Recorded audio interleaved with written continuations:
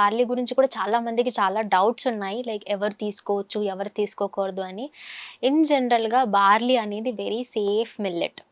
So, barley మనకి first basic preference ఏంటంటే చాలామంది వెయిట్ లాస్‌కి తీసుకుంటారు. సో, వెయిట్ లాస్‌కే కాదు, మనం చాలా మెడికల్ కండిషన్స్‌లో కూడా బార్లీని ఇంక్లూడ్ చేసుకోవచ్చు. సో, మోస్ట్‌లీ ఇది బాగా ఫోకస్ అయ్యేది ఎప్పుడంటే వెయిట్ లాస్. వెయిట్ లాస్‌లో ఎందుకు?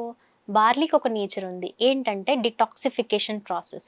సో, బార్లీ వల్ల ఏంటంటే మనకి వేస్టేజ్ ఎలిమినేషన్ అనేది చాలా హెల్ప్‌ఫుల్ అనమాట. దీనికి వేస్టేజ్ ఎలిమినేట్ చేయడానికి. అది ఎయిదర్ మీ స్టూల్ పాసేజ్‌లో అయినా సరే ఎక్స్‌క్రీట్ అయ్యేలాగా చేస్తుంది. ఎలా? It's because of it's fibre nature. So, బార్లీలో మనకి మోస్ట్‌లీ సాల్యుబుల్, ఇన్సాల్యుబుల్ 2 ఫైబర్స్ చాలా ట్రెమెండస్‌గా ఉంటాయన్నమాట. సో, ఎప్పుడైతే ఫైబర్ కంటెంట్ మనకి ఎక్కువ కనిపిస్తుందో, ఒక పర్టిక్యులర్ గ్రెయిన్‌లో కానీ, మిల్లెట్‌లో కానీ ఆర్ ఇంకొక పల్స్‌లో కానీ, ఎప్పుడైతే ఒక ధాన్యంలో మనకి ఫైబర్ కంటెంట్ ఎక్కువ ఉంటుందో, ఆ ధాన్యం మన గట్ హెల్త్‌కి చాలా ఇంపార్టెంట్.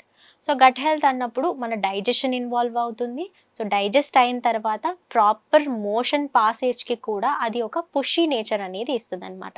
సో, ఈవెన్ మీలో ఎవరికైనా కాన్‌స్టిపేషన్ ఇష్యూస్ ఉన్నా కూడా హ్యాపీగా బార్లీ ఉప్మా కానీ, బార్లీ జావా కానీ, బార్లీ కిచిడీ కానీ, బార్లీ సంకటిలాగా కానీ చేసుకొని ప్రిఫర్ చేసుకోవచ్చు. Apart from that barley snacking options లాగా లైక్ వడియాలు ఇటువంటి మాత్రం మనం స్ట్రిక్ట్‌లీ అవాయిడ్ చేయవలసుంటుంది. ఇంకా హెల్తీయర్ ఆప్షన్ కోసమైతే బార్లీ ధాన్యాలను మీరు స్ప్రౌట్నింగ్ చేసుకొని ప్రిఫర్ చేసుకోవచ్చు. ఇంకో కండిషన్‌లో మనం ఎక్కడ ప్రిఫర్ చేస్తాము అంటే డయాబెటిస్.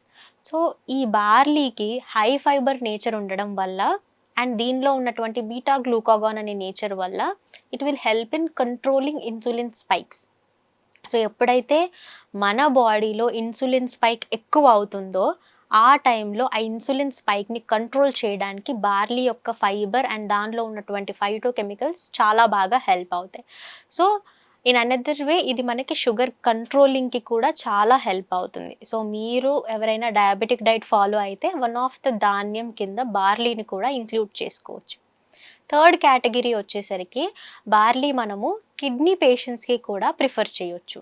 సో, ఎవరికైతే సీకేడీ ప్రాబ్లమ్ కంటే ముందు ఇన్ జనరల్‌గా కొంతమందికి లైక్ ఫ్రీక్వెంట్‌గా కిడ్నీ స్టోన్స్ మనం చూస్తూ ఉంటాం కదా! సో, కిడ్నీ స్టోన్ ఇన్హిబిటర్‌గా బార్లీ చాలా బాగా పనిచేస్తుంది. ఇన్హిబిటింగ్ అంటే మనం ఎట్లా కన్సిడర్ చేస్తామంటే, ఒక పర్టిక్యులర్ రాయి అది ఒక సైజ్‌కి ఫార్మ్ అయిన తర్వాత డాక్టర్ చెప్తారు కదా! మీరు ఎక్కువగా వాటర్ తీసుకోండి. సో దట్ అది ఫ్లష్ ఔట్ అయిపోతుంది టాయిలెట్ ద్వారా అని చెప్పి. సో, ఆ కండిషన్‌లో barley has a nature to blast that stone అనమాట. దానికి ఆ నేచర్ ఉంటుంది. So, it's research based. ఇది కంప్లీట్‌గా మనకి రీసెర్చ్ బేస్ ద్వారానే మనకి ఇన్ఫర్మేషన్ ఉంది. So, there is a research where barley ఎక్కువ కన్జ్యూమ్ చేసినప్పుడు స్టోన్ ఇన్హిబిటింగ్ లాగా పనిచేసింది. స్టోన్ యొక్క సైజ్‌ని తగ్గించింది. తగ్గించడం అంటే it has breaked it. So, ఒక 4 రాయిని కంప్లీట్‌గా పీసెస్ చేసినప్పుడు ఎప్పుడైతే అదొక 4 ఎంఎంకి చిన్నగా అవుతుందో మనకి త్రూ టాయిలెట్ అనేది అది బయటకొచ్చేస్తుంది ఈజీగా. సో, ఆ కండిషన్‌లో మనకి బార్లీ చాలా హెల్ప్ అవుతుంది.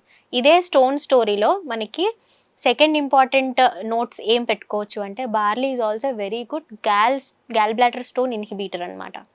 సో, అగైన్ ఇక్కడ కూడా ఒక రీసెర్చ్ జరిగింది వేర్ మనం ర్యాపిడ్ వెయిట్ లాస్ చూస్తూ ఉంటాం కదా! కొన్ని కేసెస్‌లో కొన్ని క్రాష్ డైట్స్ ఫాలో అయ్యి చాలామంది ర్యాపిడ్ వెయిట్ లాస్ అవుతూ ఉంటారు.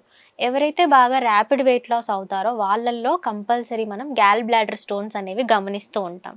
సో, రీసెర్చ్‌లో స్పెషల్లీ మనకి 2 రకాల డైట్స్ ర్యాపిడ్ వెయిట్ లాస్ ఇచ్చేటువంటివి హై ఎక్స్‌ట్రీమ్ ఫైబర్ డైట్ ఒకటి పెట్టారు. అండ్ హై ప్రోటీన్ డైట్ ఒకటి పెట్టారు. సో, దీనివల్ల మనకి ర్యాపిడ్ వెయిట్ లాస్ అనేది వచ్చింది. ఒక సర్టెన్ ఆఫ్ గ్రూప్ పీపుల్‌లో.